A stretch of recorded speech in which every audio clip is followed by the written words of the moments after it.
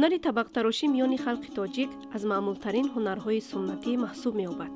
дар шаҳру навоҳии кишвар мардум хӯрокҳои миллии анъанавӣ, шакаробу қурутоб, оши бурида ва чанде дигар таомҳои миллиро дар табақҳои чӯбин истеъмол мекунанд. дар замони пеш кори табақтарошон дар фасли баҳор авҷ мегирифт, зеро оби дарёву ҷӯйҳо баланд шуда чархи дастгоҳро ба хубӣ гардон мекард, ки ин барои амали табақтарошӣ хеле мувофиқ буд. ҳоло ҳунармандон ҳангоми табақтарошӣ ин нави дастгоҳҳои обиро истифода намекунанд.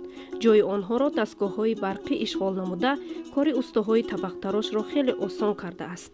одатан барои тарошидани табақ усто бештар аз чӯби дарахтони зардолу, чормағз, чанор ва тут ва се истифода мекунанд. кундаҳои дарахтонро бурида дар об муддати тӯлонӣ мегузоранд, ки дохили чӯб аз об тар шавад ва дар вақти тарошидан мушкилие пеш наорад.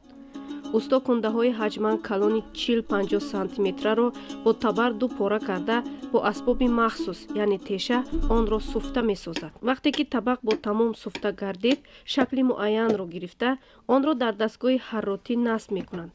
вазифаи дастгоҳ тоб додани табақи нимтайёр буда, барои боз ҳам суфтаю зебо гардидани он нақши асосӣ дорад.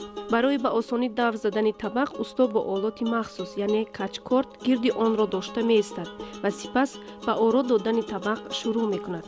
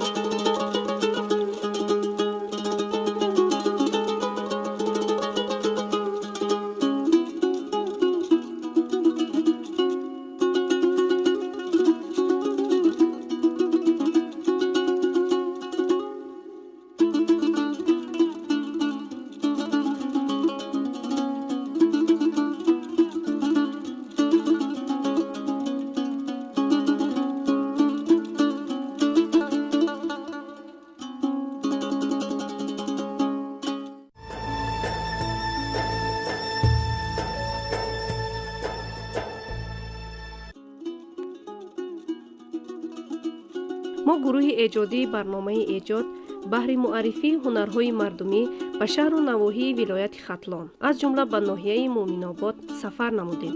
ноҳияи муъминобод макони ҳунармандон ва косибони чирадастест, ки то имрӯз ҳар яке расму оин ва ҳунару анъанаҳои ниёгонро маҳфуз медоранд. саид аҳтам достеев, сокини шаҳраки муъминободи ноҳияи муъминобод, бо ҳунари табақтарошӣ миёни аҳли ҷомеа муаррифӣ шудааст.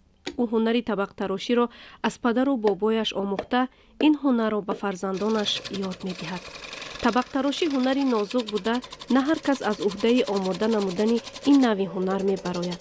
усто саид аҳтам тӯли солҳост, ки аз пушти ин ҳунар ризқу рӯзии хешро пайдо кардаву байни мардум соҳибмақом гардидааст.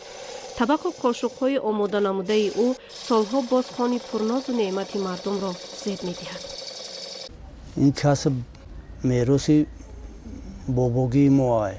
бобому дуо дод, ки ҳамин миансари шумо гардад касаба. ин касби табақтарошӣ хай нисбати кавлези қошуқ бисёр метарошидем. маблағаш бо зиёдтара эҳсостара барои зиндагӣ.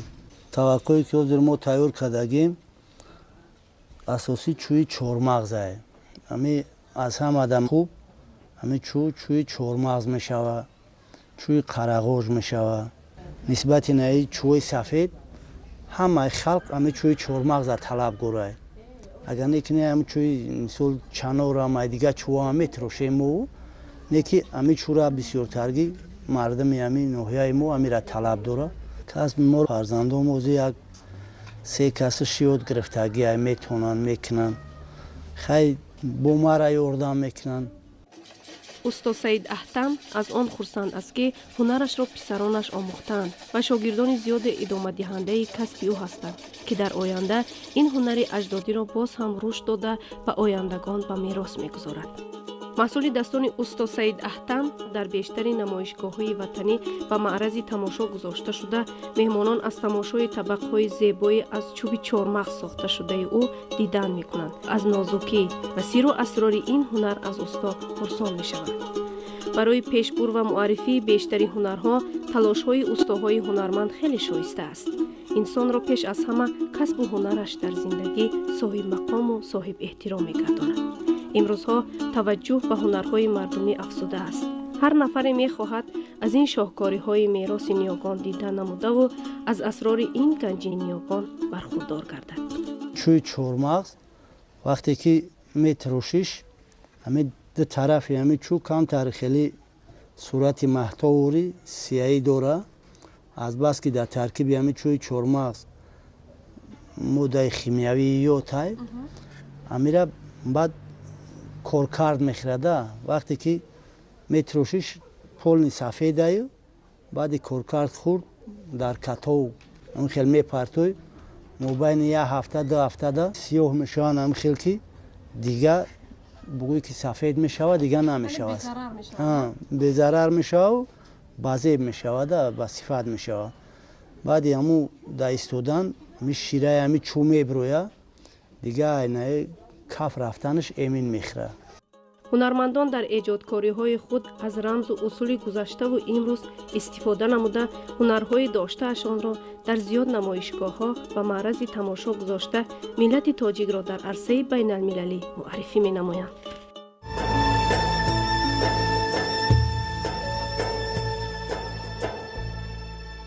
баҳри дастгирии ҳамаҷонибаи ҳунармандон, таҳкими ҳунарҳои мардумӣ ва пешбурди зиндагии аҳли ҳунар соли равон бо ташаббуси президенти мамлакат ва ҳукумати ҷумҳурии Тоҷикистон ҳунармандоне ки ба рушду такмили ҳунарҳои хонагӣ машғул буданд аз пардохти андоз озод гардиданд. ҳукумати ҷумҳурии Тоҷикистон барои пешбурди зиндагии шоистаи занону бонувон грантҳои президентӣ таъсис доданд ки барои соҳибкорзанон иқдоми нек ва саривақтист. ҳолаи соҷидамо дар баробари оне ки ҳунари гулдӯзию зардӯзӣ ва дигар навъи дӯзандагиро аз ӯҳдааш хуб мебарояд, боз ба омода намудани ҳар гуна меваҳои хушк машғул ҳастанд.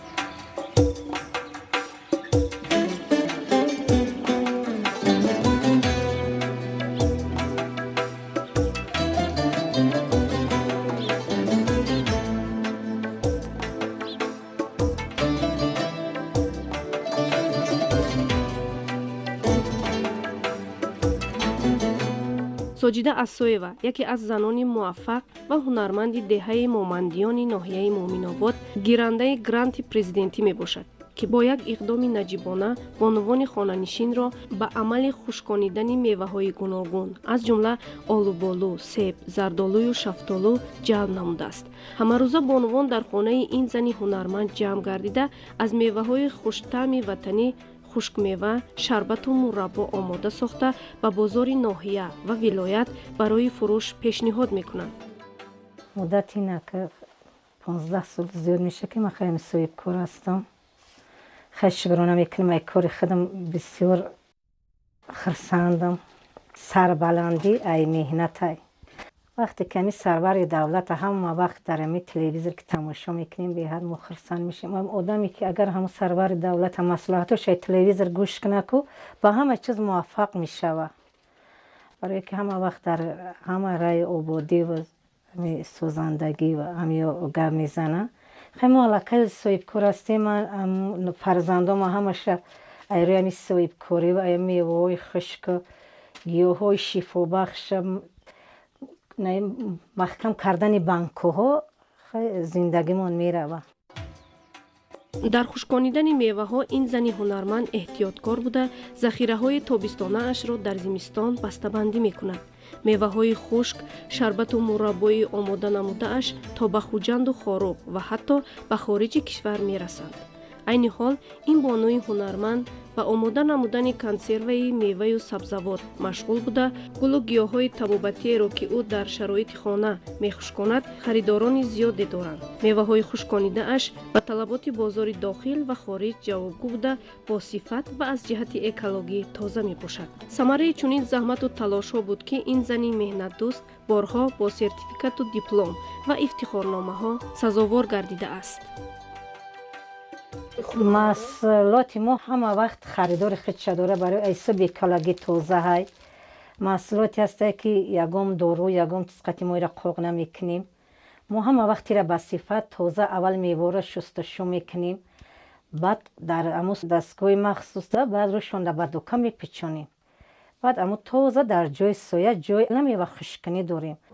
ما امیر شکرانه میکنیم که ما بار اول که بغکاری کردیم امی حسابی بغمون قریب وقت سیزان ده امی زنا بسیار همو بغد قطیمو هم کار میکنیم. اموجا یک رزق روزی خودشان میوبن. بعد ما امی اویله خرم امی محصولات ما پسران 5 تا پسران صاحب معلومات چی دیگه خوندن در 2 تا فرزندم در شهر مسکو میخونن. سرور دولت با ما امکانیت داد تنجی و امانی داد که اول ما الکی زن دختر همه خونده میتونه همه امی یگی نیست برای ما. به حد می نداریم امی سرور دولت که به ما امی امکانیت داد که ما الکی میوه های خشکه براموندیم، گیاه های شفا بخشم براموندگیم، زنبوری اصل براموندگیم. و زنو چند نفر زنای ما با زنبوری اصل پروری دست دارن. ساجیده اسایوا کوشش میکند که سطح زندگی بانوان خانه‌نشین بهتر گردد. او اینچنین با پرورش زنبوری اصل مشغول بوده 50 عائله زنبوری اصل دارد که در یک سال 800 کیلو اصل میگیرد و در این پیراه گروه زنان خانه‌نشین را نیز جلب نموده است.